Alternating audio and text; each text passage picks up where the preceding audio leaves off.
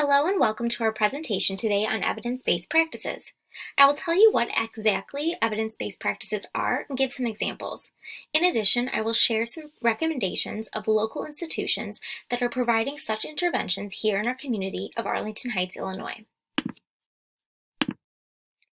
The Individuals with Disabilities Act from 2004 required public schools to use evidence-based practices, also known as EBPs, or scientifically based practices, with students with disabilities. Because of this, professionals, including therapists, have the ethical obligation and responsibility to attempt to change behaviors by using procedures that are deemed effective because they have positive outcomes for the learners, especially those with autism. To assure that an intervention will have positive outcomes, it is replicated and determined that long-term changes will occur. Behaviors that evidence-based practices might be used for could include socialization or interacting with others, communication or expressing one's wants, needs, choices, feelings, or ideas, challenging or interfering behaviors such as self-injury, uncooperativeness, aggression, and destruction of property, joint attention or demonstrating shared interests, play or the use of toys or leisure materials, cognitive skills or executive functioning and problem solving, school readiness, motor, adaptive or self-help skills, and vocational. Generally, individuals with autism specifically require evidence-based procedures to improve their socialization skills and communication, and to decrease any maladaptive behaviors. EBPs are typically used with infants, children, and youth with autism. In 2017, the National Professional Development Center identified 24 evidence-based practices and placed them into two categories: behavioral teaching strategies and positive behavioral supports. Some examples of EBPs are antecedent packages, computer-aided instruction, discrete trial teaching, functional communication training, joint attention, modeling, naturalistic teaching strategies, parent-implemented interventions, peer training, picture exchange communication systems, also known as PECs, pivotal response training, visual schedules, social narratives, structured work systems, video modeling, and visual supports.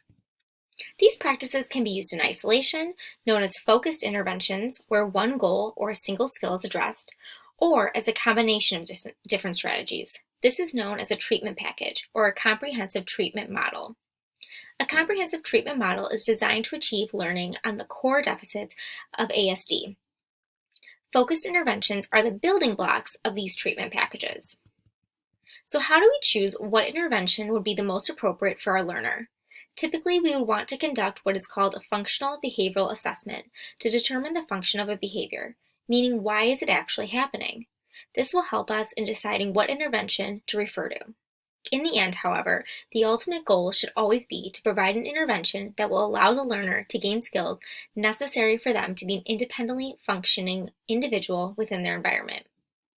In addition, we can look at what the treatment framework is. How is it organized? What are its procedures? Its intensity? How long will it be implemented for? And what outcomes will it have?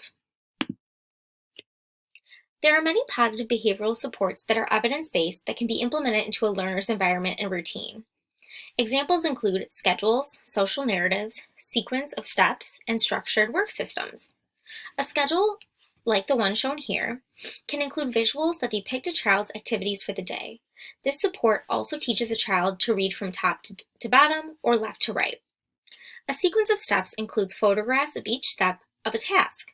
This can be used to teach skills such as hand washing or how to play with specific toys. Color coding systems can also be used to organize instructional materials. And lastly, an example of a structured work system is the treatment of education of autistic and related communication handicapped children, known as TEACH. These strategies will all help with providing learners with expectations and less adult prompting. Discrete trial teaching is also known as DTT. It is an intervention that is typically used when adding new behavior skills to a learner's repertoire. During this intervention, multiple trials take place where a trainer initially provides an antecedent or verbal response to the learner. Then the learner provides a behavioral response in return. Lastly, an immediate consequence or reinforcement is provided for a correct response, or a prompt or error correction is provided for an incorrect response. This is known as a three-term contingency: antecedent, behavior, consequence. During DTT, specific skills are targeted and taught. It has specifically been used for labeling, requesting objects, asking questions, initiating and maintaining conversations, describing objects, and making social greetings.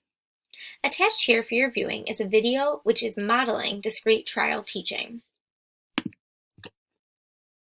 Pivotal response training is also known as PRT. This is a treatment that typically leads to development in other skill areas, along with generalization and maintenance. Here, pivotal behaviors are targeted one at a time that impact an individual's functioning. A professional follows a child through their session or their day, allowing them to communicate and demonstrate adaptive skills through natural daily life activities.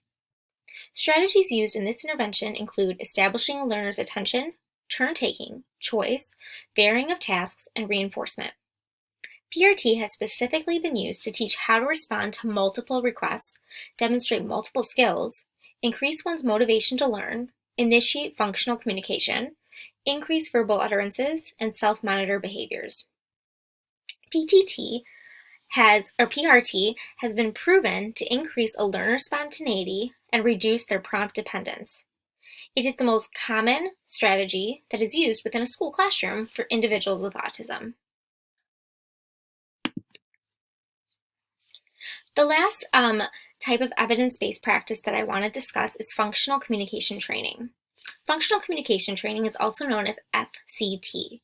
Functional communication is a necessary skill because this language is used for predetermined purposes, such as to obtain something or to share information with others. FCT replaces a difficult behavior with more appropriate communication that achieves the same thing or function as that maladaptive behavior. With FCT, new words or phrases are chosen, taught, and modeled. Opportunities are then made available for the learner to practice using that language. This can be done through verbal communication, with visuals, an augmentative communication device, or sign language. FCT is especially used within our early childhood settings. Attached here for your viewing is a video modeling functional communication training.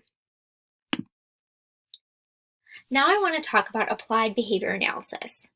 Applied behavior analysis, also known as ABA, is a comprehensive treatment model that uses a variety of focused-based interventions to improve behaviors necessary for success within one's personal and professional life.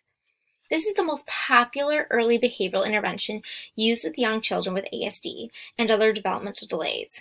It is sometimes referred to as the gold standard treatment for these individuals. Through ABA, teaching methods are intermixed with frequent reinforcement. So all of those methods that I previously discussed, such as functional communication training, discrete trial teaching, those are embedded into applied behavior analysis. Individuals participating in ABA may participate in 2 to 40 hours a week of treatment. On average, however, most individuals receive between 10 to 20 hours. Aside from discrete trial teaching and functional communication training, ABA also includes modeling, reinforcement, and many other single or focused interventions. Attached here for your viewing is a video modeling ABA.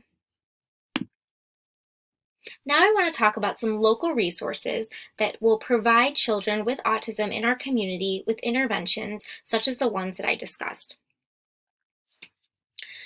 Local services within Arlington Heights can provide neuropsychological assessments as well as interventions. Local services providing neuropsychological assessments include the Neuro Health Clinic of Arlington Heights. Institutions that are specifically specializing in therapy, including ABA, include the Autism Therapy Group, Arlington Pediatric Therapy, Autism Support Services, Fireside Autism Therapy, Child First Therapy, Clearbrook, JMK Behavior Services, and Nexus Solutions for Autism.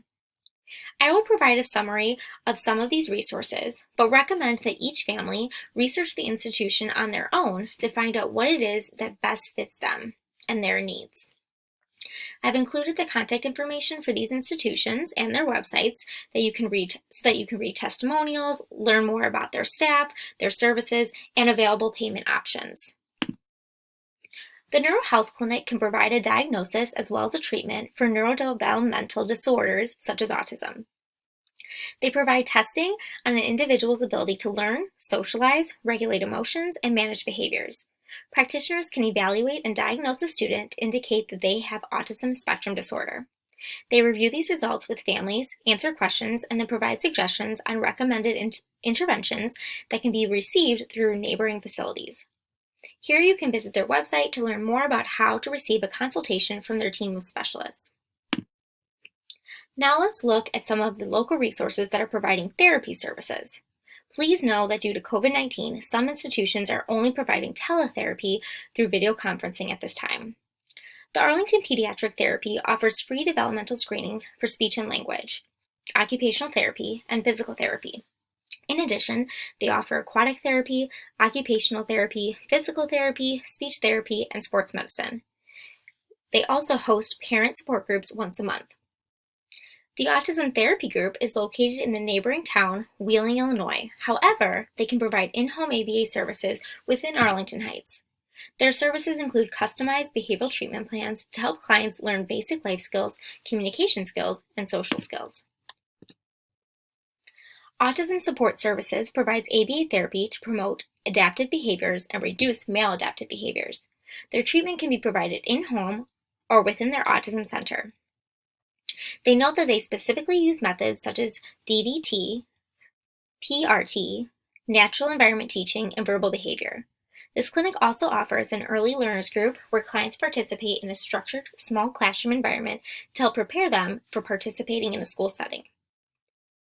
The By Your Side Autism Therapy Services provides diagnostic evaluations, in-home and on-site ABA therapy, speech therapy, and occupational therapy. They also include feeding therapy, augmentative alternative communication support, and social groups. The Child First Therapy Center provides ABA therapy, but advertises that they specifically want to involve parents and siblings in this process. Lastly, the Nexus Solutions provides between 2 to 40 hours a week of individual ABA therapy. They also offer social skills, groups, and school advocacy services. I hope that you learned more about the importance of evidence-based practices and why they should be used with our learners with ASD. In addition, I hope these local resources are something that you can refer to if needed for yourself or a future client. Thank you for watching.